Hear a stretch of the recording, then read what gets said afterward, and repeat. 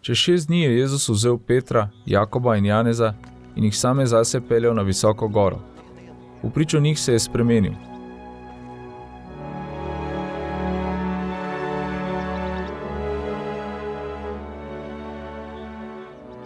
Njegova oblačila so postala bleščeča, nadvse bela, da jih tako ne more pobeliti noben belivec na svetu. In prikazal se jim je Elija z Mojzesom in pogovarjala sta se z Jezusom.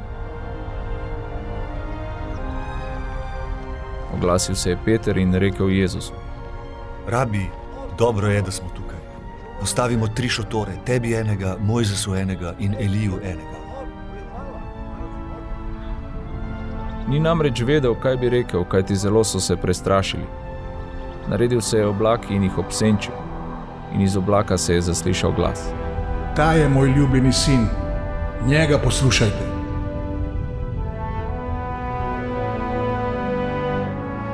Ko so se hitro ozrli naokrog, niso videli nikogar več razen Jezusa samega, ki je bil z njim. In medtem, ko so šli zgore, jim je naročil, naj nikomur ne pripovedujejo tega, kar so videli, dokler sin človekov ne vstane od mrtvih. To besedo so ohranili zase in se med seboj spraševali, kaj pomeni vstati od mrtvih.